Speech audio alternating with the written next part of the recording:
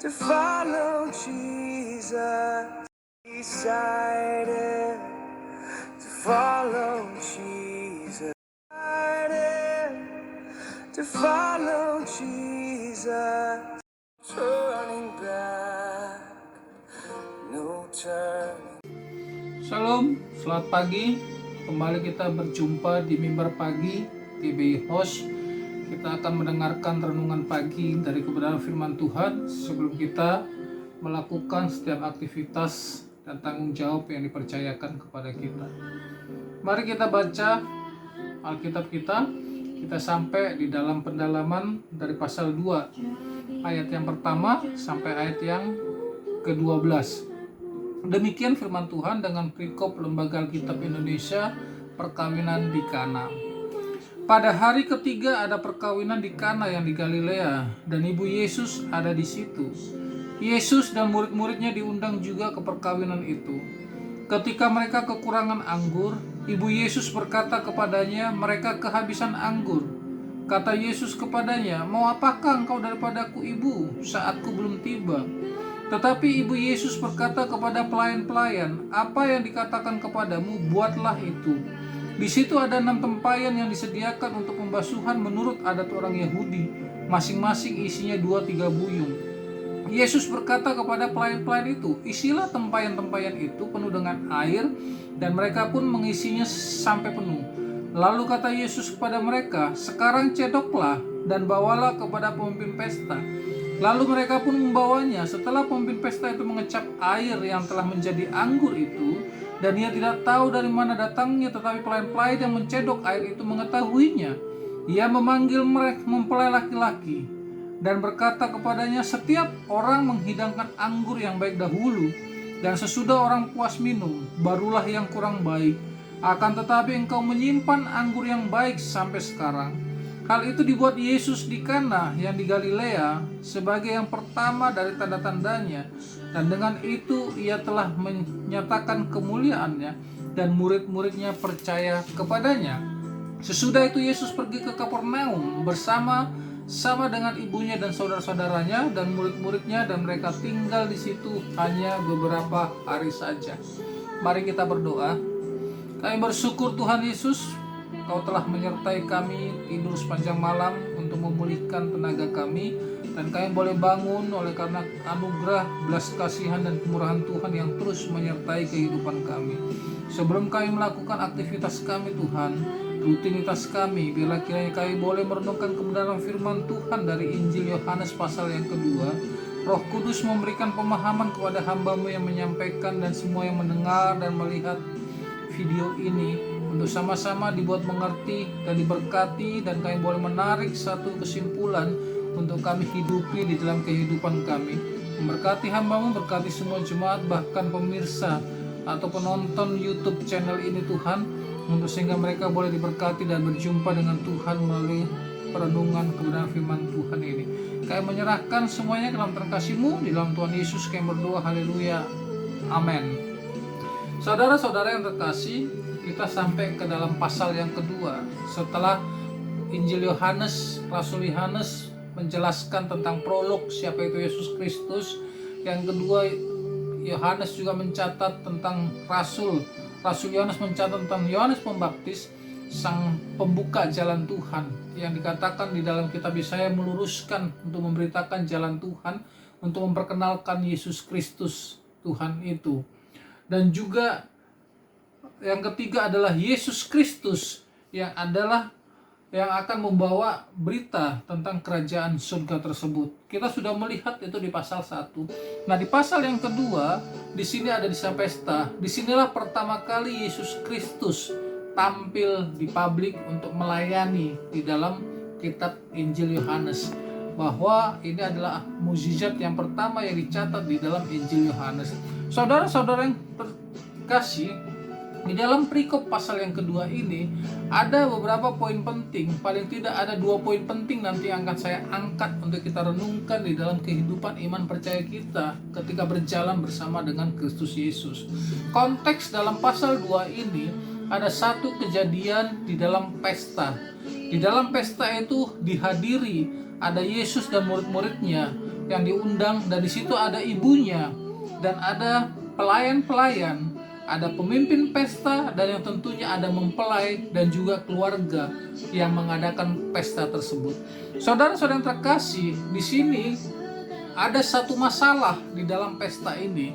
Kalau kita lihat di pasal 2 ayat yang pertama, pada hari ketiga ada perkawinan di Kana yang di Galilea dan ibu Yesus ada di situ. Yesus dan murid-muridnya diundang juga ke perkawinan itu. Ketika mereka kekurangan anggur, ibu Yesus berkata kepadanya. Jadi di dalam pesta itu ada satu masalah yang sangat krusial. Pesta itu kekurangan anggur. Saudara-saudara, coba kita bayangkan kalau kita mengadakan sebuah pesta ulang tahun atau ucapan syukur dalam memasuki rumah atau pernikahan keluarga, anak kerabat, atau kita mengadakan ucapan ulang tahun gereja. Di dalam pesta tersebut kita kekurangan makanan atau minuman. Bagaimana rasanya sang pemilik atau yang mengadakan pesta? Kita pasti akan sepakat, di situ akan terjadi kekacauan kalau sampai tamu mengetahui bahwa hal yang paling prinsip di dalam sebuah pesta, yaitu makanan atau minuman habis, maka itu akan mempermalukan sang pembuat atau sang pemilik acara tersebut. Nah, Ibu Yesus sangat peka akan hal itu. Memang menurut tradisi yang memiliki pesta itu masih kerabat dengan Maria, ibu Yesus secara fisik. Sehingga Maria, dari pribadi Maria kita bisa memiliki satu prinsip atau kita bisa menarik makna bahwa dia peduli. Maria memiliki sifat yang sangat care. Dia memiliki sifat yang sangat peduli terhadap sekelilingnya.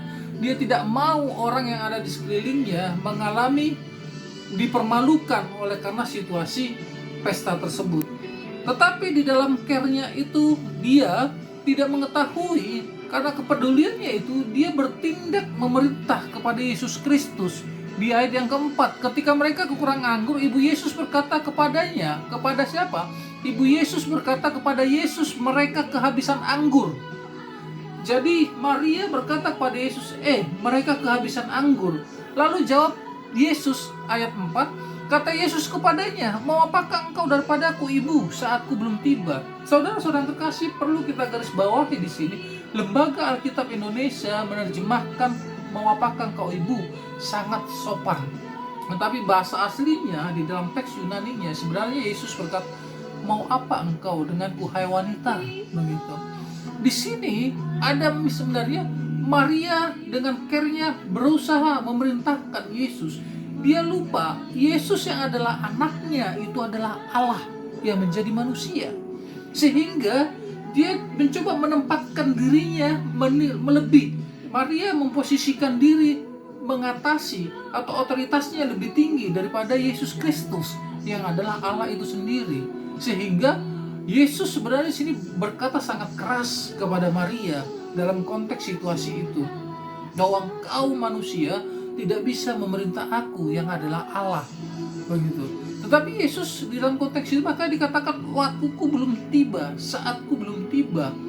Ingat saudara-saudara, saat Yesus yang paling prinsip, yang paling utama adalah kemuliaan Kristus, yang paling utama adalah saatnya ketika dia mati di kayu salib.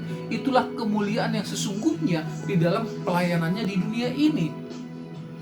Tetapi apa yang dikatakan ketika Yesus berkata, di sini ada yang mau dijelaskan oleh Rasul Yohanes, bahwa posisi ketika kita meminta kepada Kristus, ingat, hati-hati, jangan sampai kita meminta seolah-olah kita memerintah Allah. Jangan kita meminta seolah-olah kita lebih tinggi otoritasnya daripada Yesus. Saudara-saudara yang terkasih, kalau kita berdoa, coba kita merenungkan. Saya mengajak kita semua yang percaya kepada Kristus Yesus, ketika kita berdoa kepada Tuhan, ketika kita mengeluh atau kita menyampaikan keluh kesah kita, meminta pertolongan kepada Tuhan, hati-hati. Jangan sampai kita bertindak di atas daripada Tuhan sehingga kita terkesan memerintah kepada Tuhan untuk memberkati kita, memerintah kepada Tuhan untuk menyediakan, memerintah kepada Tuhan untuk melakukan apa yang kita butuhkan. Hati-hati, jangan sampai Yesus Kristus berkata, mau apa engkau, hai jemaatku, kepadaku. Tetapi biarlah ketika kita meminta kepada Tuhan, kita meminta seperti seorang hamba yang sangat membutuhkan belas kasihan, dan sepertinya tidak layak kita untuk meminta kepada Tuhan dengan hati yang sangat gentar, mengoreksi hati dengan hati yang sangat takut, dengan hati yang tidak layak untuk kita datang kepada Tuhan, dan memposisikan diri serendah-rendahnya ketika datang kepada Tuhan. Jangan sampai kita datang kepada Tuhan seolah-olah kita di atas, bahkan seolah-olah kita memerintah kepada Tuhan. Ini adalah satu kritik, ini adalah satu teguran yang sangat keras daripada Kristus kepada Maria, dan itu pun bisa, dan mungkin sering kita saudara-saudara tanpa sadar melakukan hal itu. Kita berdoa, berpuasa dengan dalil kerohanian, dibungkus dengan rohani, memohon kepada Tuhan, tetapi pada dasarnya kita berdiri mengatasi Allah dan memerintah kepada Tuhan. Biarlah kita mengoreksi hati kita ketika kita meminta kepada Tuhan, saudara. Tetapi itulah uniknya yang namanya Allah Yesus Kristus. Di dalam kesalahan manusia, Yesus tidak langsung mengkat atau menghukum atau membinasakan.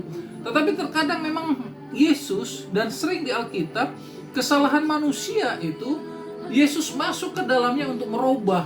Bahkan kesalahan itu dibawa sampai nanti berubah menjadi sesuatu yang akan didatangkan atau dijadikan menjadi sesuatu yang baik. Salah satu contohnya adalah kejatuhan manusia ke dalam dosa, atau mungkin kematian Kristus. Kalau kita lihat, iblis menggiring dia untuk mati di kayu salib seolah-olah iblis menang, tetapi pada saat dia mati di kayu salib justru menghancurkan atau membinasakan si iblis tersebut. Nah, di situ ada satu prinsip yang mau diajarkan Tuhan, bahwa Allah mampu melakukan sesuatu yang jahat itu untuk sampai kejahatan itu sampai kepada endingnya tanpa orang menyadari bahwa kejahatan itu akan berakhir. Disangka dia menang, tetapi pada semestinya berakhir. Dan ini pun dikatakan, ini yang dia mencoba, Maria memerintah, bercoba berdiri di atas daripada Yesus dan memerintah, tetapi di situ Tuhan Yesus menegur, tetapi dia mengikuti kesalahan itu sehingga memberikan satu perubahan atau mukjizat yang dikerjakan oleh Kristus. Gitu. Nah, yang kedua saudara, kita melihat dari sudut pandang seorang pelayan ketika berjumpa dengan Yesus Kristus yang ada di ayat yang kelima. Tetapi Ibu Yesus berkata kepada pelayan-pelayan, apa yang dikatakan kepadamu, buatlah itu. Setelah Ibu Yesus meminta kepada Yesus, dan dia bilang saatku belum tiba, tetapi Ibu Yesus ini punya keyakinan, karena memang dia tahu bahwa yang dikandung ini adalah anak Allah yang maha tinggi. Jadi bukan manusia biasa, dia punya kuasa karena Allah menyertai dia, dan Allah yang datang menjadi manusia, sehingga dia yakin bahwa Allah memang akan menyediakan, akan menyelesaikan persoalan kita. Maka dia bilang, langsung beralih kepada pelayan-pelayan, apa yang dikatakan oleh Allah. Perhatikan kata-kata Maria, bukan apa yang aku katakan, apa yang dikatakan oleh Yesus. Jadi pelayan itu ditekan, percayalah kepada Yesus, percayalah kepada firman, percayalah kepada Allah, maka apa yang dikatakan akan terjadi. Jadi di sini ada satu prinsip yang penting sebenarnya kita pelajari. Kepercayaan kepada Allah akan mewujudkan apa yang dilaksanakan, apa yang diinginkan, apa yang akan dilakukan oleh Allah. Apa yang mukjizat yang berasal dari Allah akan terjadi ketika kita percaya pada Tuhan. Ayat 6, di situ ada 6 tempayan yang disediakan untuk pembasuhan menurut orang Yahudi, masing-masing isinya 2-3 buyung. Yesus berkata kepada pelayan itu, isilah tempayan-tempayan itu dan air, dan mereka pun mengisinya. Lalu kata Yesus, ayat 6, ayat 7, ketika mereka begitu, Yesus langsung mengambil peran. Di sini sekarang yang tampil adalah Yesus. Yesus bilang kepada pelayan-pelayan itu, di situ ada apa? Ada 6 tempayan buyung, tempat cuci kaki orang Yahudi. Setiap rumah itu biasanya ada. Kalau orang mau datang ke rumah seorang budak atau hamba itu membersihkan kaki tamunya. Ada 6, ada isi katanya. Isilah dengan air, lalu cedok, lalu ambil dan berikan kepada pemimpin pesta. Saudara-saudara, kalau kita melihat sepertinya simple ya. Seorang pelayan, wah, ikutlah isi cedok. Tetapi kalau kita masuk ke dalam sejarahnya, atau kita coba mengambil posisi sebagai seorang pelayan, bagaimana hati kita? Kita tahu betul, kita belum tahu siapa itu Yesus. Dia belum pernah melakukan mukjizat. Dia belum pernah tampil. Hanya karena statusnya sebagai seorang pelayan, seorang hamba yang tidak punya hak untuk membantah, seorang hamba yang harus mengerjakan apa yang diperintahkan oleh tuannya. Makanya ketika dibilang dimasuk ada tempuyung, diisi air, dicedok, bukan disuruh dibawa kepada Yesus, tetapi dikatakan berilah kepada pemimpin pesta itu, bawalah kepada pemimpin pesta, dan mereka ikut. Saya membayangkan ketika mereka berpikir, taruh, masukkan air, cedok, berikan ke pemimpin pesta. Ketika dia membawa air ini, mungkin ada rasa perasaan takut. Ini air, mereka melihat dengan mata, ya ini air, ini dicedok, bagaimana bisa ini bisa jadi anggur? Dan di sini mempertaruhkan betul-betul ketaatan kepada Kristus. Memang besar sekali risikonya bahwa harta, posisi jabatan, bahkan seorang budak itu mempertaruhkan nyawanya. Kalau sampai dibawa kepada pemimpin pesta ternyata itu adalah air, maka dia bisa kehilangan nyawanya. Saudara yang terkasih, prinsipnya dari seorang hamba ini adalah bahwa taat kepada Kristus itu membutuhkan satu keberanian yang besar, membutuhkan satu tekad yang kuat sekali untuk bisa, bahkan nyawa pun ancamannya itu tidak dipersoalkan karena ketaatan Kristus. Makanya Kristus bilang siapa yang mempertahankan nyawanya akan kehilangan, tetapi siapa yang kehilangan akan mendapatkan nyawanya. Prinsip ini kita lihat dari seorang pelayan. Dia memang sudah tidak punya hidupnya hanya ada di dalam tuannya. Maka dia bilang, oke, saya cendok. Tetapi inilah prinsipnya, ketaatan kepada Kristus konsekuensinya besar, dan kita harus memiliki keberanian dan tekad yang sangat besar. Saudara, memang di sini dia taat karena seorang pelayan, dan itu harus mungkin bisa kita pelajari. Tetapi yang paling dasarnya adalah ketaatan itu dikarenakan mengetahui otoritas siapa yang memerintahnya. Maka ketaatan disadarkan oleh otoritas siapa, kita tahu otoritas itu adalah Allah. Yang kedua, karena kita mengasihi dan kita tahu siapa posisi kita sebagai hamba. Itu yang harus penting. Dan mereka berjalan memberikan. Mungkin di dalam perjalanan akan memberikan air ini kepada sang pemimpin pesta. Mungkin hatinya sangat ketakutan, pikirannya berkecambuk. Tuhan, bagaimana ini kalau air ini tidak berubah? Tetapi ketika dikasih kepada pemimpin pesta di ayat yang ke-9, setelah pemimpin pesta itu mengecap air yang telah menjadi anggur itu, ia tidak tahu dari mana datangnya, tetapi pelayan mencari air itu mengetahuinya, yang memanggil mempelai. Ayat 10, dan berkata kepadanya, setiap orang menghidangkan anggur yang baik dahulu, dan sesudah orang puas minum barulah yang kurang baik. Akan tetapi kau menyimpan anggur yang baik sampai sekarang.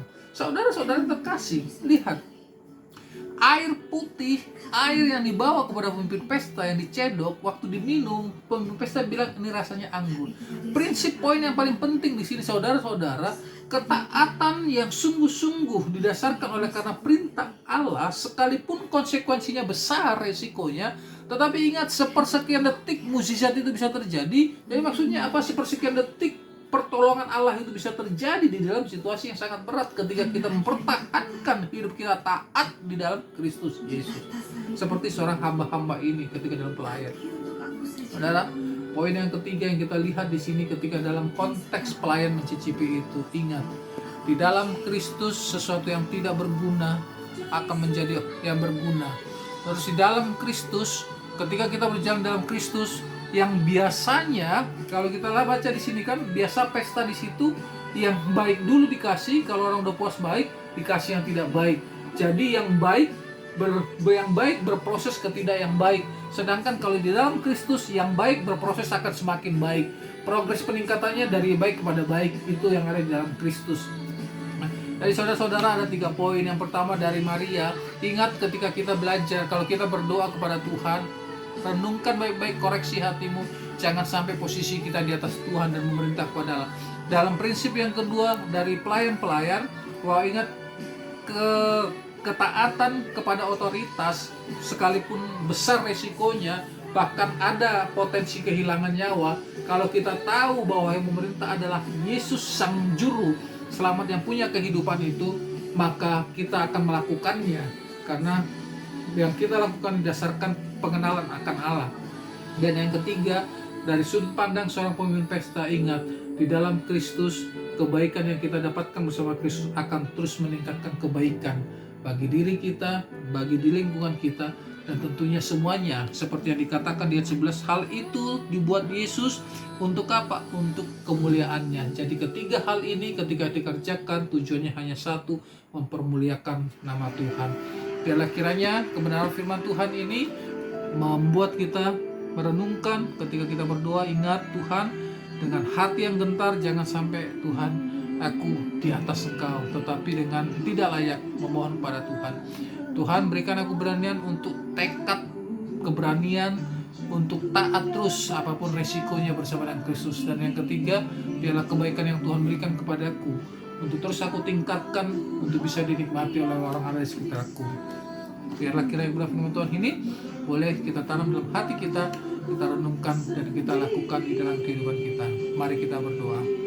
Kami bersyukur Tuhan, belajar dari firman-Mu yang mengajarkan untuk kami senantiasa ketika datang kepada Tuhan dengan hati yang hancur, jiwa yang remuk, dengan hati yang tidak pantas memohon belas kasihan-Mu. Dan juga kami belajar ketika kami tahu bahwa Allah sumber kehidupan yang memerintahkan untuk kami taat apapun konsekuensi risikonya, karena ketaatan kepada Kristus yang menghilangkan nyawa justru mendapatkan kehidupan bersama Kristus.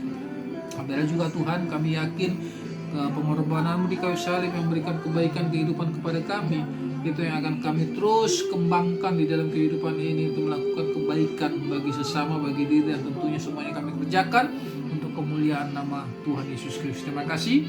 Kami menyerahkan aktivitas panjang kami hari ini, biarlah kami terus boleh menjadi saksi di dunia ini. Di dalam nama Tuhan Yesus kami telah berdoa, bersyukur. Haleluya. Amin. Terima kasih saudara-saudara. Selamat beraktivitas. Salam sehat. Tuhan Yesus memberkati. Soli Deo Glorio. Shalom.